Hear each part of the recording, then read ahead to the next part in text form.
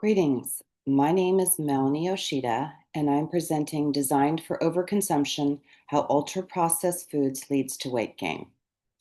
My presentation will consist of an introduction and background, a review of three primary research articles, a summary, and ending with limitations and future research, and finally a reference list. Global obesity rates have surged since 1975. If you look at a picture of folks on a beach in 1975, they were generally slender. Fast forward to 2025, and they tend to be overweight, if not obese. What scientists have done is they have classified foods into degrees of processing, and this classification system is called NOVA, with NOVA 1 being minimally processed, so you'd think of an orange that's been picked from a tree, and NOVA 4 being highly processed, which would be an example of a little slice of those weird orange candies you can get. So ultra-processed food, or UPFs, are industrial formulations that are designed for convenience and a long shelf life. So, what is the problem with ultra-processed foods? Well, evidently, they appear to disrupt satiety, affecting our hormones. They also stimulate overeating. They override our hunger cues, so they're engineered to promote overeating. Like the Lay's ad says, you can't eat just one. So, my thesis statement is that the evidence supports a causal link between ultra processed foods and weight gain. And that is because ultra processed food leads to overconsumption, which leads to fat gain, which leads to obesity. Of the articles I'm reviewing, all three articles use the NOVA classification I spoke about earlier. All of them have common outcomes looking at body weight, obesity risk.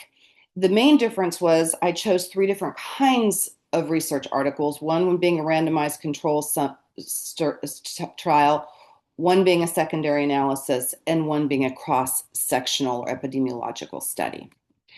The first research article I'm going to talk about was written by Hall, and it was designed to determine whether ultra-processed foods increase calorie intake and weight gain under controlled conditions. So this was a randomized control trial with 20 participants, 10 men, 10 women. It was inpatient, and it was a crossover study. So they were in a controlled setting with two kinds of diets. For 2 weeks, one group had ultra processed foods, and the other group had unprocessed foods or whole foods. And after 2 weeks, the groups were switched. So the foods were matched for calories, macros, fibers, sodium, etc. The outcome measures were energy intake and body weight. And also the people were allowed to eat ad libitum, so they could eat as much or as little as they wanted. After 2 weeks in either study, the results showed that people eating ultra-processed foods ate an average of 500 extra calories a day, and they gained almost a kilogram of weight during the phase of eating ultra-processed foods and decreased about that much when they were eating whole foods.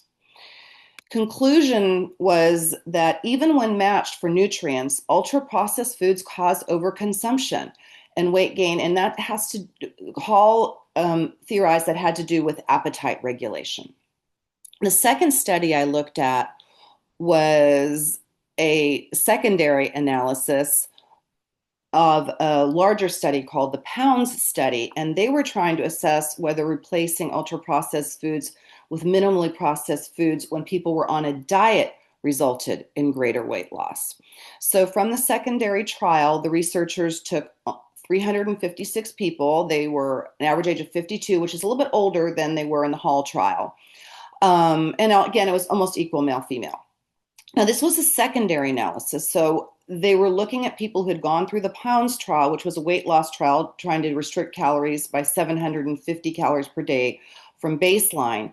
And what they were looking at is how were those calories reduced? Did people only reduce ultra-processed foods, or did they reduce foods across the board? And then they measured their body weight, body fat, trunk fat, and waist circumference. And what they were trying to ascertain using the NOVA classification system is if it made a difference if when you were losing weight, if you substituted whole foods for ultra processed foods. And the results showed that the more ultra processed foods that were avoided, even when the total caloric limitation was 750, the more weight people lost. So of the three tertiles, tertile one didn't replace all, they cut their calories by 750, but they still had more ultra processed foods. So they did lose some weight. But as you can see, the ones who replaced their ultra processed foods with whole foods to get the 750 calorie reduction, they lost a lot more weight.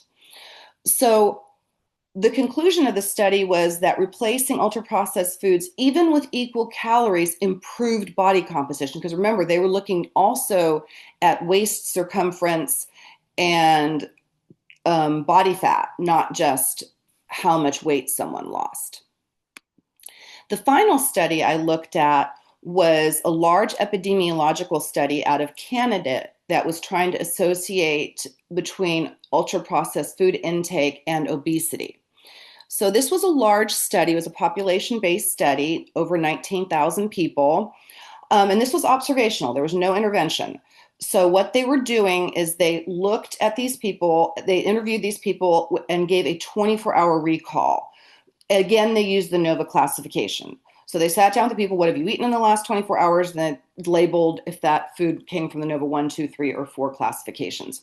The outcomes they were measuring were obesity, and then they were using regression analysis to determine how the intake of ultra-processed food matched with obesity. The results were fairly clear.